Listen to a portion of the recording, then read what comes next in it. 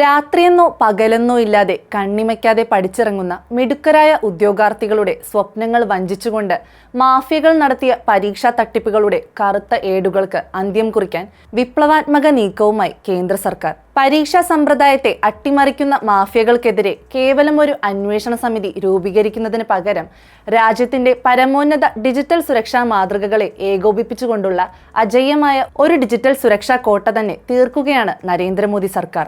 ഇതിനായി ആഗോളതലത്തിൽ ശ്രദ്ധേയരായ സാങ്കേതിക വിപ്ലവകാരികളെയും ശാസ്ത്രജ്ഞരെയും ഉൾപ്പെടുത്തി ഉന്നതാധികാര സൂപ്പർ ഫോഴ്സിന് രൂപം നൽകി ദൗത്യം ആരംഭിച്ചു കഴിഞ്ഞു. പരീക്ഷാ അട്ടിമറികളെ കേവലം വീഴ്ചയായി കാണാതെ ഒരു ദേശീയ സുരക്ഷാ ഭീഷണിയായി കണ്ട് കൈകാര്യം ചെയ്യാനാണ് കേന്ദ്ര തീരുമാനം.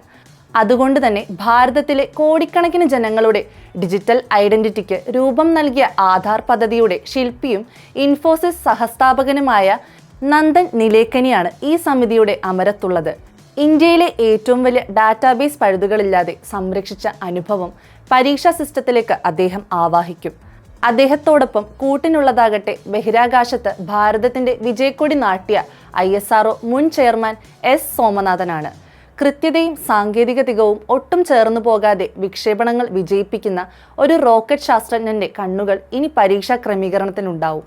രാജ്യത്തിന്റെ ആഭ്യന്തര സുരക്ഷ ഉറപ്പാക്കിയ മുൻ IB തലവൻ തപൻ ദേക്ക തദ്ദേശീയമായി പ്രോസസ്സറുകൾ വികസിപ്പിച്ച IIT Madras director professor V Kamakoti, മറ്റ് പ്രമുഖ IIT IIM ഡയറക്ടർമാർ, ഇലക്ട്രോണിക്സ് ആൻഡ് IT മന്ത്രാലയത്തിലെയും വിദ്യാഭ്യാസ മന്ത്രാലയത്തിലെയും മുതിർന്ന IAS ഉദ്യോഗസ്ഥർ, NTA CBSE പ്രതിനിധികൾ, കഠിന പരിശീലനം ലഭിച്ച സൈബർ സുരക്ഷാ വിദഗ്ധർ എന്നിവരാണ് ഈ സംഘത്തിലുള്ളത്.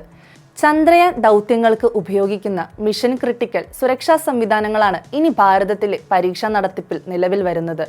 ചോദ്യപേപ്പർ നിർമ്മാണം മുതൽ ഫലപ്രഖ്യാപനം വരെയുള്ള ഓരോ ഘട്ടവും എൻഡ് ടു എൻഡ് എൻക്രിപ്റ്റഡ് ആയിരിക്കും. മനുഷ്യന്റെ ഇടപെടലുകൾ പരമാവധി കുറച്ച് ആർട്ടിഫിഷ്യൽ ഇന്റലിജൻസും അത്യാധുനിക ക്ലൗഡ് നെറ്റ്വർക്കുകളും ഉപയോഗിച്ച് ലോകത്തിലെ തന്നെ ഏറ്റവും ശക്തമായ ഡിജിറ്റൽ സുരക്ഷ ഉറപ്പാക്കും. ചോദ്യം ചോർത്തുന്നവർക്കെതിരെ 10 വർഷം തടവും 10 കോടി രൂപ വരെ പിഴയും വ്യവസ്ഥ ചെയ്യുന്ന ദി പബ്ലിക് എക്സാമിനേഷൻസ് ഭേദഗതി ബിൽ 2026 പാർലമെന്റിൽ അവതരിപ്പിക്കുന്നതിനൊപ്പം നടക്കുന്ന ഈ സാങ്കേതിക വിപ്ലവം തട്ടിപ്പുകാർക്ക് ഒളിക്കാൻ 1 ഇഞ്ച് സ്ഥലം പോലും നൽകില്ല. സാധാരണക്കാരന്റെ മക്കൾക്ക് സ്വന്തം കഴിവുകൊണ്ട് മാത്രം ഉന്നതങ്ങളിലെത്താൻ വഴിയൊരുക്കുന്ന ഈ നടപടി ഭാരതീയ യുവത്വത്തിന്റെ ആത്മാഭിമാനം സംരക്ഷിക്കാനുള്ള കേന്ദ്ര സർക്കാരിന്റെ ഉറച്ച ചുവടുവെപ്പാണ്. ഇത് കേവലം പരീക്ഷകളുടെ പരിഷ്കരണമല്ല, ഭാരതീയ യുവത്വത്തിന്റെ ആത്മാഭിമാനത്തെയും അവരുടെ ഭാവി സ്വപ്നങ്ങളെയും സംരക്ഷിക്കാനുള്ള നരേന്ദ്രമോദി സർക്കാരിന്റെ ദേശസ്നേഹ നിർഭരമായ ഉറപ്പാണ്. ഭാരതത്തിന്റെ അമൃതകാലത്ത് രാജ്യത്തെ ഓരോ വിജ്ഞാന തൃഷ്ണയും സുരക്ഷിതമായ കൈകളിൽ തന്നെയാണ്.